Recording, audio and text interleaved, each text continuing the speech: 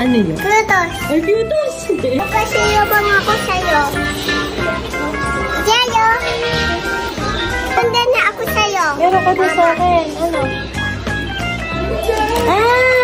Ito si Jazz, ang 3-year-old na kinagigiliwan online dahil sa pagiging sweet at giving niya. Kwento ng kanyang mommy Ina, hindi nakakalimot si Jazz magbigay ng pasalubong tuwing umuuwi siya mula sa daycare.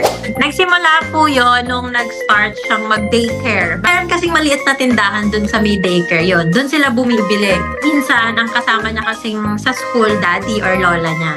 Lagi silang bumibili pang pasalubong niya. Ang madalas na pasalubong ni Jazz ay candy, juice o kaya naman ay tinapay.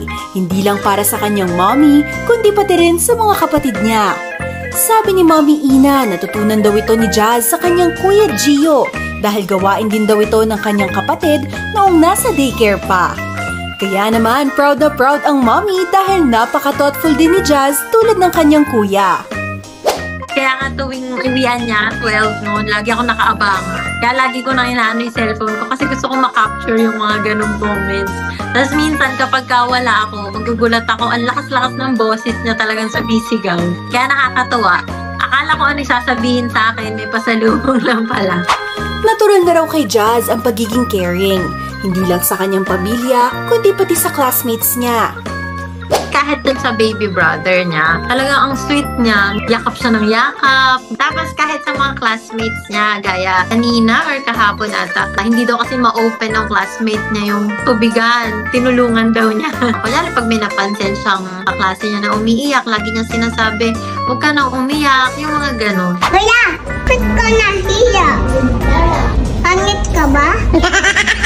Dahil bata pa si Jazz, hindi raw maiiwasan ang pagiging makulit niya. Pero dahil talagang mabait, mabilis naman daw siyang nakikinig. Napakadaldal. Sobrang daldal niya sa age niya. Actually, 2 siya. Halos ganyan na din siya kadaldal. Kahit sa school, siya ang youngest. Siya yung pinakamadaldal. Ano kaya yan? Ayun nga! Kulay pink, may kulay pink. Habang lumalaki siya, kumukulit-kulit din talaga. Meron din po talaga mga tantrums. Kasi bata ang ginagawa na lang din po talaga namin, kinakausap namin siya ng maayos. Para kay Mommy Ina, mahalaga na habang bata pa ay maturuan na si Jazz na maging mabuting tao. Naniniwala siya na makakatulong ito sa paglaki ng anak, lalo na sa pakikisalamuha niya sa ibang tao. Iba't iba din talaga yung way ng bawat magulang kung paano disiplinahin. Yung nag-work sa amin is kausapin talaga ng maayos. Tapos iba-iba din kasi talaga yung mga bata.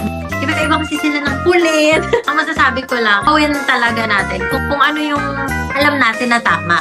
Tayong mga magulang, dapat din tayong makinig sa mga anak natin. Kaya ng kay Jazz, kaya kapag kami gusto siya, kinakausap namin siya. Kapag ka pwede, ibibigay namin. Kapag ka hindi, hindi. Tapos kakausapin namin siya in a nice way. Thank you sa inyo.